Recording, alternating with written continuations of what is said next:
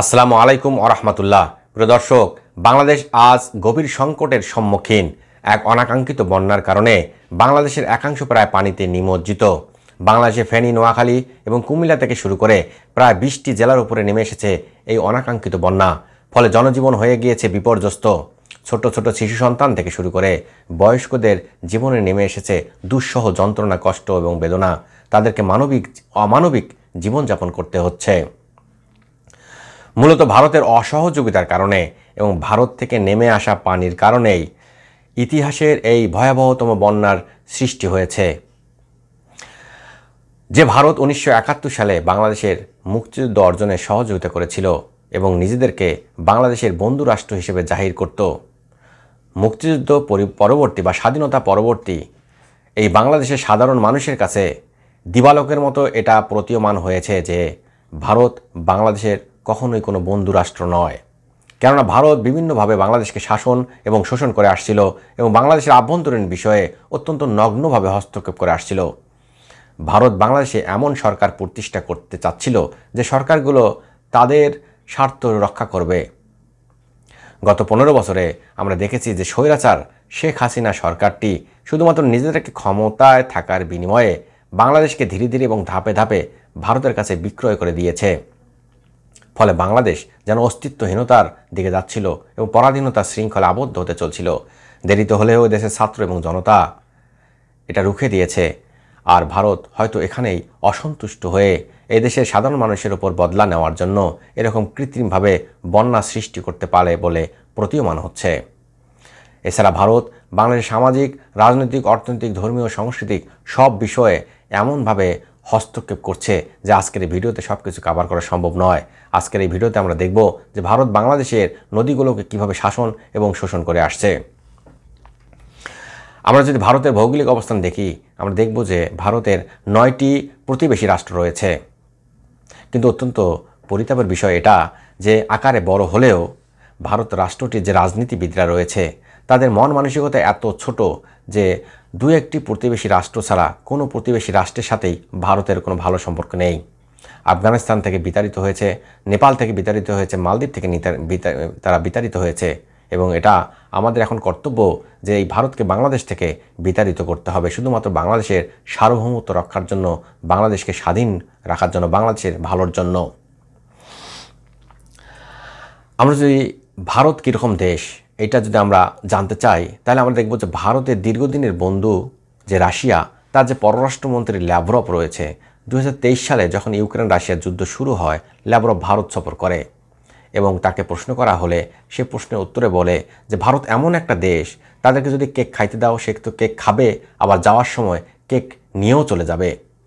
তো ভারত হচ্ছে আসলে সেই রকম একটা বড় দেশ যে আকারে বড় হলেও এদের রাজনীতিবিদের মন মানসিকতা এত ছোট যে তারা আসলে অত্যন্ত নগ্ন। আমরা জানি যে Bangladesh is a land of rivers. Bangladesh হচ্ছে একটা নদীমাতৃক দেশ। এই নদীর উপরেই অনেকের জীবন এবং জীবিকা নির্বাহ হয়। কিন্তু আমরা যদি তাকাই আমরা দেখব যে মুক্তিযুদ্ধ পূর্ববর্তী সময়ে বাংলাদেশে প্রায় 2000-এর মতো বিভিন্ন রকমের নদ এবং নদী ছিল এবং পরবর্তীকালে এই নদ নদীর মৃত্যুর পরে মাত্র 250টা নদী এখন পর্যন্ত টিকে রয়েছে। ভারত এবং বাংলাদেশের প্রায় 54টা নদী অভিন্ন নদী রয়েছে। এই নদীগুলোর পানি সাধারণত শেয়ার করার কথা, কিন্তু ভারত এই 54টা নদীর মুখে বিভিন্নভাবে বাঁধ স্থাপন করে সেখানকার পানি নিয়ন্ত্রণ করে। ফলে কি হয় যে বর্ষা মৌসুমে যখন আমাদের কোনো বাংলাদেশের পানির প্রয়োজন হয় না তখন তারা তাদের অতিরিক্ত পানিটা ছেড়ে দিয়ে কৃত্রিমভাবে বাংলাদেশে বন্যার সৃষ্টি করে। আবার শুষ্ক মৌসুমে যখন আমাদের পানির প্রয়োজন তখন তারা সে পানি নিজেরা সরিয়ে নেয়। ফলে বাংলাদেশের এভাবে কৃত্রিমভাবে যে অবস্থা সৃষ্টি হয় তার ফলে বাংলাদেশের নদ নদীগুলো মৃতপ্রায় হয়ে গিয়েছে এবং অনেক নদী মৃত হয়ে গিয়েছে। ফলে 2000 নদী থেকে বাংলাদেশে এখন মাত্র 250টা নদী রয়েছে এবং বাংলাদেশের বিভিন্ন প্রান্তে এক ধরনের মরুভূমির সৃষ্টি হয়েছে। ভারত এমন একটা দেশ এবং এর রাজনীতিবিদরা এত নগ্ন যে তারা মুখে ভালো এক এবং কাজে করে এক। তারা যখন ফারাক্কা বাঁধ নির্মাণ করে তখন তারা বলেছিল যে এই বাঁধটা তারা পরীক্ষামূলকভাবে চালু করছে, কিন্তু আসলে এটা পরীক্ষামূলক ছিল না। তারা করেছে এজন্য যে তারা যেন পানি কন্ট্রোল করতে পারে এবং বাংলাদেশে পানি শুষ্ক মৌসুমে দেবে না এবং বর্ষাকালে পানি দিয়ে বাংলাদেশকে তারা কন্ট্রোল করতে পারে। তারা তিস্তা থেকে পানি প্রত্যাহার করে নেয়, ফলে শুষ্ক মৌসুমে বাংলাদেশের কৃষকরা তিস্তা থেকে কোনো পানি পায় না। উপরন্তু তিস্তা নদীটা প্রায় মৃত নদীতে পরিণত হচ্ছে। আমরা যদি আরও দেখি, আমরা দেখব যে নতজানু বাংলাদেশের পররাষ্ট্রনীতি এবং শুধুমাত্র ক্ষমতায় থাকার কারণে বিনিময় হিসেবে স্বৈরাচারী শেখ হাসিনা সরকারটি ভারতের সাথে এমন কিছু চুক্তি করেছে যেগুলো বাংলাদেশের স্বার্থের সাথে যায় না। সেরকম একটা চুক্তি হচ্ছে যে ফেনী নদী রয়েছে, সেই নদী থেকে সেচ পাম্পের মাধ্যমে সেই নদী থেকে ভারত পানি নিতে পারবে কোনো রকম বিনিময় ছাড়া। এখানে আমরা যে ব্যক্তিটিকে দেখতে পাচ্ছি সে আবরার ফাহাদ। স্বৈরাচারী শেখ হাসিনা সরকারটি যখন ক্ষমতায় থাকার বিনিময়ে এই দেশটাকে ধীরে ধীরে ভারতের কাছে বিক্রি করে দিচ্ছিল, তখন আবরার ফাহাদ কিছুটা কষ্ট পেয়ে একটা প্রতিবাদী স্ট্যাটাস দিয়েছিল ফেসবুকে। সে লিখেছিল যে 47 সালে দেশ বিভক্তির পর যখন বাংলাদেশের কোনো বন্দর ছিল না, তখন বাংলাদেশ কলকাতা বন্দরটি কিছুদিনের জন্য ব্যবহার করতে চেয়েছিল, কিন্তু কলকাতার দাদারা তারা বাংলাদেশকে নিজেদের রাস্তা নিজেদের মাপতে বলেছিল। ফলে বাংলাদেশ তাদের যে মংলা বন্দরটি তৈরি হয়নি তার আগেই সেটাকে উদ্বোধন করে কাজ করা শুরু করে দেয়। ভারতের একটা রাজ্যের সাথে অন্য রাজ্যে তাদের পানির এত ক্রাইসিস যে তারা এক রাজ্যের পানি অন্য রাজ্যে দিতে চায় না। অন্যদিকে বাংলাদেশ যে ফেনী নদী রয়েছে, সেখানে প্রতি বছরে প্রায় 1.5 লাখ কিউবিক মিটার পানি ভারতকে দিতে হবে কোনো রকম বিনিময় ছাড়া। স্বৈরাচারী শেখ হাসিনা সরকার এরকম চুক্তি করেছে ভারতের সাথে। ভারতের যে খনিজ পদার্থ রয়েছে, সেই খনিজ পদার্থ তারা সংরক্ষণ করে, এইগুলো সংরক্ষণ করে নিজেদের ভবিষ্যতে তারা কাজে লাগাবে। অন্যদিকে তারা বাংলাদেশ থেকে গ্যাস নেয় অত্যন্ত কম মূল্যে, আর এদিকে গ্যাসের অভাবে বাংলাদেশের কলকারখানাগুলো বন্ধ হয়ে যায়। এই 3টি বিষয় উল্লেখ করে ফাহাদ স্ট্যাটাস দিয়েছিল। এর বিনিময়ে স্বৈরাচারী শেখ হাসিনা সরকারের যে আওয়ামী লীগ দলটি রয়েছে, তাদের যে সন্ত্রাসী ছাত্রলীগ ফাহাদকে সারা রাত নির্যাতন করে তাকে মৃত্যু মুখে পতিত করে। মূলত স্বৈরাচার শেখ হাসিনা সরকারটি এই বাংলাদেশটাকে ধীরে ধীরে বিক্রি করে দিয়ে বাংলাদেশকে ভারতের একটা রাজ্যে পরিণত করার বাসনা নিয়েছিল। এবং এটা দুঃখ লাগে, কষ্ট লাগে যে ছাত্রলীগ নামক সন্ত্রাসী সংগঠনটি তারা এদেশেরই সন্তান, অথচ তারা হারাম খেয়ে তাদের মন মানসিকতা মগজকে নষ্ট করে দিয়েছে। ফলে দেশপ্রেমিক আবরারকে তারা মেরে ফেলতেও দ্বিধা করেনি। দুঃখের বিষয় হচ্ছে প্রিয় দর্শক, 1970 সালে বাংলাদেশে একটা সাইক্লোন হয়। এই সাইক্লোনের ফলে ভোলার যে ডিস্ট্রিক্ট বা জেলা রয়েছে তার অদূরে সমুদ্রের মধ্যে দক্ষিণ তালপট্টি নামে একটা দ্বীপ ভেসে ওঠে। এই দ্বীপের আয়তন হচ্ছে 8 বর্গ কিলোমিটার। খনিজ পদার্থে সমৃদ্ধ এই দ্বীপটার উপরে ভারতের নজর পড়ে। ফলে ভারত বিভিন্নভাবে ছলচাতুরি করে এই দ্বীপটি নেওয়ার চেষ্টা করে। পরবর্তীতে বিভিন্নভাবে বাংলাদেশ সেটাকে নিজের কাছে রাখতে পারলেও স্বৈরাচার শেখ হাসিনা ক্ষমতায় থাকার বিনিময়ে 2016 সালে এইটা ভারতকে দিয়ে দেয়।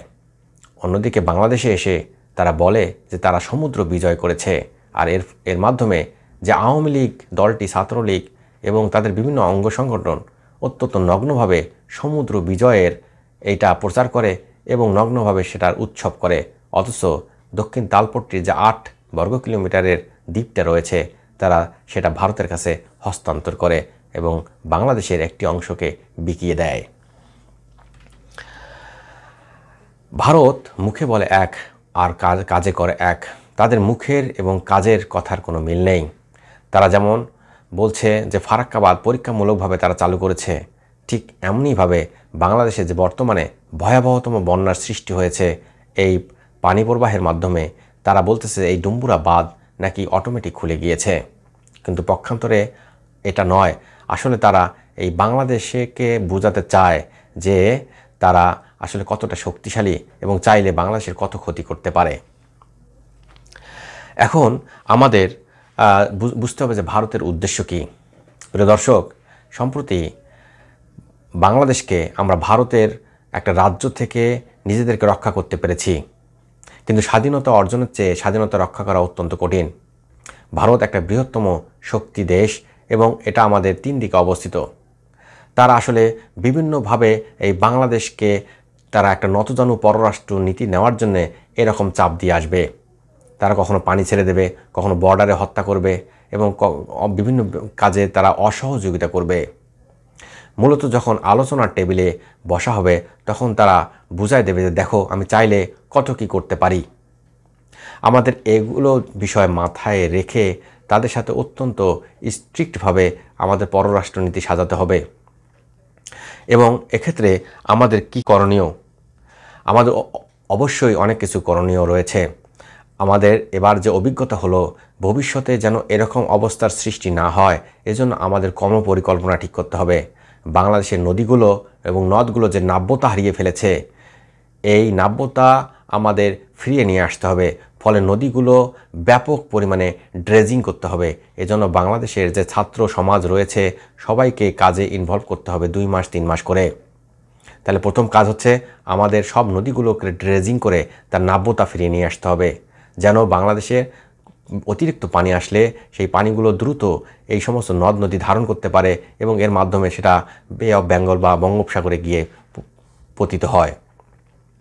পাশাপাশি আমাদের এও চিন্তা করতে হবে যে আমরা যদি এর পাল্টা কোনো বাঁধ নির্মাণ করি এবং সেটাকে পানি রিজার্ভার হিসেবে একটা আর্টিফিশিয়াল আমরা কোনো জলাশয় সৃষ্টি করতে পারি, তাহলে সেটাও আমাদের জন্য চিন্তা করে দেখার বিষয় রয়েছে।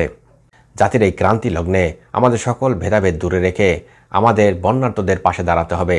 দেশে যারা রয়েছে তারা শ্রম, সময় এবং অর্থ দিয়ে তাদের পাশে দাঁড়াবে।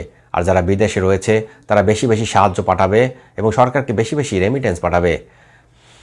এবং নতুন সরকার গঠনের পর অনেকেই বিভিন্ন দাবি দাওয়া নিয়ে সরকারের কাছে আসছে। তাদের সেই দাবি দাওয়াগুলোকে এখন সরকারের কাছে পেশ না করে তাদেরকে ধৈর্য ধরতে হবে। নিশ্চয়ই এই সমস্যা থেকে উত্তরণের পর এই সরকার সকলের দাবি দাওয়া শুনবে এবং ন্যায্যতার ভিত্তিতে তাদের সমস্যার সমাধান করবে।